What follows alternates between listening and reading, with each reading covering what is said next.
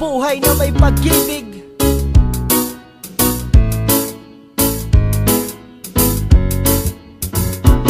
Sa bawat buhay ng tao'y merong pag-ibig na nakahimlay. At ang tanging dapat mo lang gawin sa akin sumabay. Halika nang gisingin natin ang tulog mong diwa. Ibaba mo ang armas at sandatang nakakahiwa. Sa pagkakataong ito, hari aking opinyon. Layunin ko'y magkaisa lahat ng relihiyon. Bilyon ng tao sa mundo kung ating tutuusin. Bawat tao ay may buhay na pwede ring tumusin ng Diyos.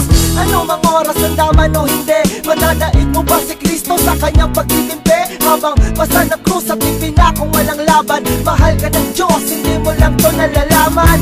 Minsan sa ating buhay merong suliranin at hindi mo matanto kung sasapat ka ba o kukulangin. Basta't mahalaga merong isang pag-ibig, umaasang may gabay na nandyan ang sakit paligid. Dahil tayo ay buhay na may pag-ibig, yan ang kailangan ko, kailangan mo at ang buong mundo.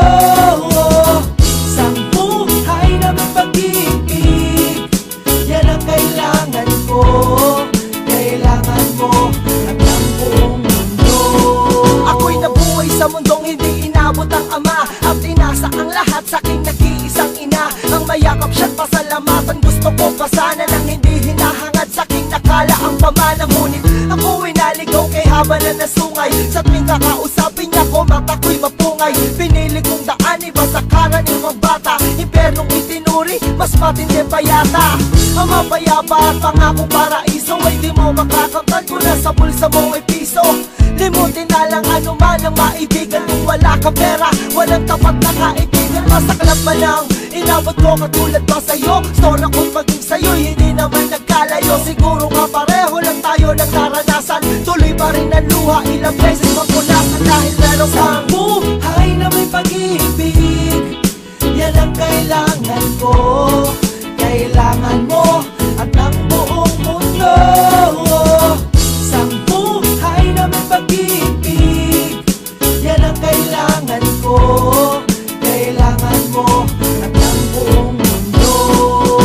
Tumalaw sa mga kaibigan para matulungan sila na maibsan ang kalungkutan sa kulungan. Yan ang aking gawain dati kung alam nyo. Sa piling ng mga kasama kong nakabilanggo, sa mga kasama kong nasalaya na may atraso. Lihim na kong mamuhay at pinilang na retaso. At isang pilas ng papel na nilamukos. Kasalanan ba nila kung ang galit biglang mabuhos? At bakit ganon? Pag sinabing Muslim ay matapang, pag sinabing taga-kapis makukulam ang babarang. Pag sinabing waray, walang awa kong pumatay. At pag sinabing Pilipino, walipin habang buhay. Ako ay Pilipino, isa rin sa kinakapos. Tanong ko lang, sino ba yung tinatawag nilang Diyos? Siya ba yung nakasama mo sa madilim na eskinita? At tinakay ka sa may liwanag kahit di mo siya nakita. Isang buhay na may pag-ibig, yan ang kailangan ko,